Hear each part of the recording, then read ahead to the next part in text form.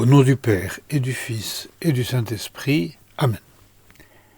Mon Seigneur et mon Dieu, je crois fermement que tu es ici, avec moi, que tu me vois et que tu m'entends. Je t'aime, Seigneur, je t'adore avec profonde révérence. Je te demande le pardon de mes péchés, de mes fautes, de mes égarements, et je te demande aussi la grâce de faire avec profit ces 10 minutes de prière.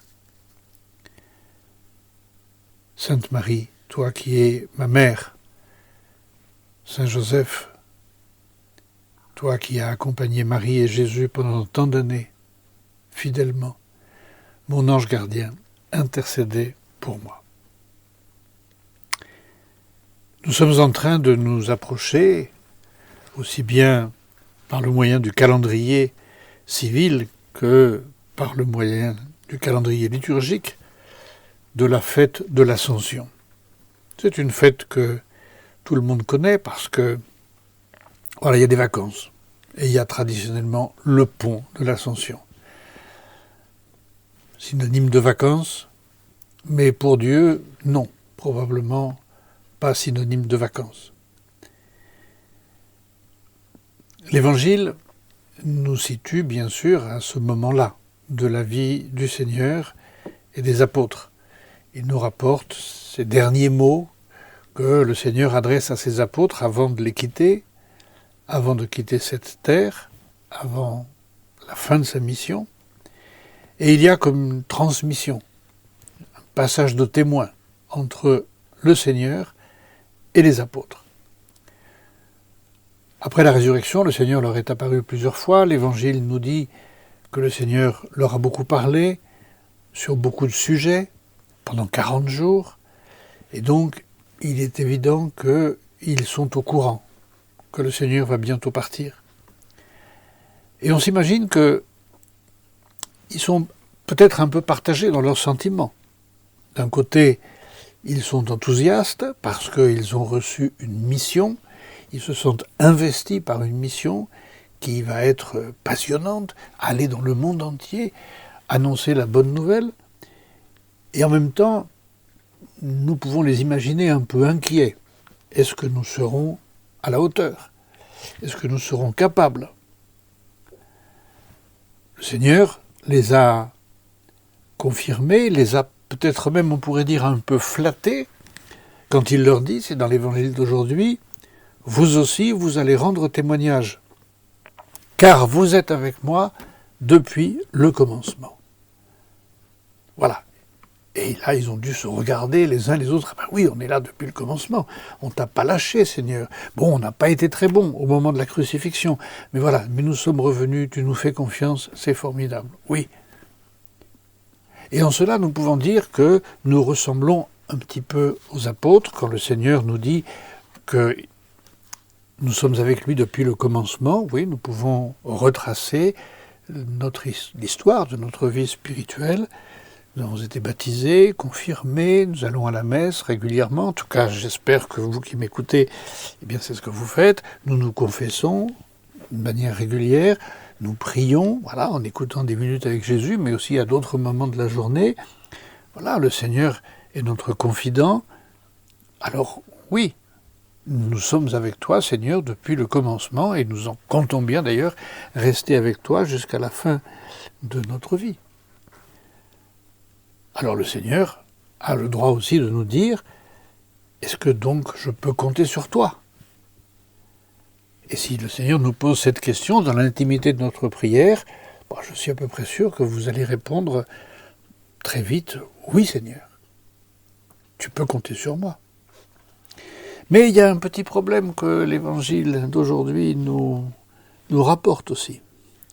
Parce que juste après leur avoir confirmé leur mission, au titre de leur condition d'apôtre, le Seigneur ajoute « On vous exclura des assemblées. L'heure vient où tous ceux qui vous tueront s'imagineront qu'ils rendent un culte à Dieu. » Et là, on peut imaginer les apôtres qui peut-être on fait un pas en arrière. Ah bon? Ah, mais comme toi, Seigneur, comme toi aussi, tu as été exclu, tu as été crucifié. Est-ce que cela veut dire que nous aussi, nous allons peut-être subir le même sort? Et on peut s'imaginer que les apôtres, en eux-mêmes, ont dit « Bon ben, très bien, pas de problème ». Ça nous surprend, mais en même temps, quel exemple, quel modèle.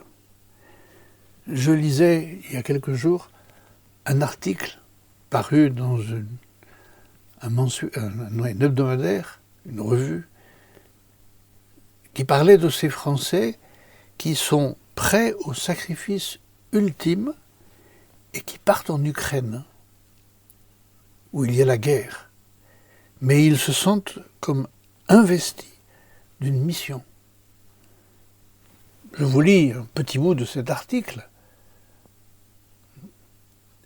d'un médecin spécialiste en urgence qui dit que, voilà, il considère cela comme un devoir patriotique, spécialisé en médecine d'urgence. Je sais parfaitement ce qui m'attend là-bas, précise-t-il. Il m'est impossible de continuer à faire ce que je fais en France. D'un point de vue moral, il m'est impossible de continuer à rester ici. On ne peut que dire bravo. Et on comprendrait très bien que lorsque ces Français, au cœur généreux, reviendront, c'est ce qu'on peut leur souhaiter, de l'aide qu'ils ont prêtée en Ukraine, eh bien qu'ils soient non seulement remerciés, mais peut-être, pourquoi pas, décorés. On applaudirait, on se dirait, chapeau. Bon, et moi, j'imagine facilement que tu es en train de penser, non mais moi, attendez, je sais pas, j'ai charge de famille, j'ai mon travail, j'ai... Probablement le Seigneur ne nous le demande pas. Mais il peut nous demander de prendre sa défense dans d'autres circonstances beaucoup plus courantes dans notre vie de tous les jours.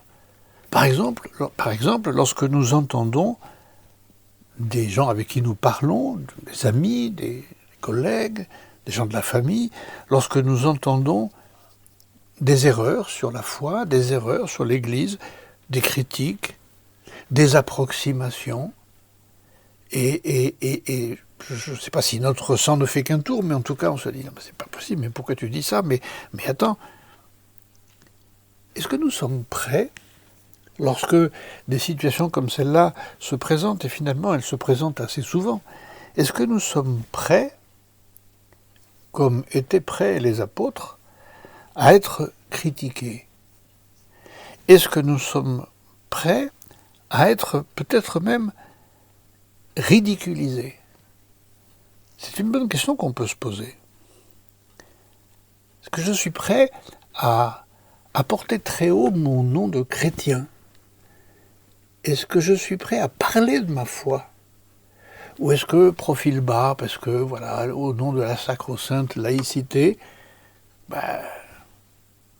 me souviens d'une interview de l'évêque de Martinique, qui était interviewé par un prêtre et qui lui demandait, est-ce qu'en Martinique, vous avez voix au chapitre dans la vie publique? Il disait, mais oui, bien sûr. Ici, non. Ici, en métropole, l'Église, elle est excommuniée. Mais en Martinique, nous avons voix au chapitre, on nous demande notre avis, on le suit, on ne le suit pas, mais on nous le demande. C'est vrai que nous sommes parfois, les chrétiens, les catholiques, les pratiquants, un peu excommuniés. Ah bon, tu penses ça, puis on ne nous demande même pas. Est-ce que, Seigneur, est-ce que je suis prêt à te défendre? J'ai aucune crainte à avoir. Il faudrait que nous puissions dire comme font les enfants, mon papa c'est le plus fort, j'ai pas peur. Et voilà. Et puis nous savons que la vérité rend libre. Évidemment, il y a des gens qui ne changeront pas peut-être. Quoique, nous n'en savons rien. Peut-être que le Seigneur, justement, veut pouvoir s'appuyer sur nous pour faire changer, pour faire évoluer un petit peu les mentalités. Alors c'est un bon moment, puisque c'est bientôt l'Ascension, et puis 10 jours plus tard, ce sera la fête de la Pentecôte, pour invoquer le Saint-Esprit, lui dire, Saint-Esprit, rends-moi fort, aide-moi à bien parler de Jésus. Aide-moi, Seigneur, à bien parler de mon Église, de ton Église, de notre Église, Seigneur. Et que la Vierge Marie, elle aussi, nous accorde des grâces pour pouvoir bien parler de son Fils.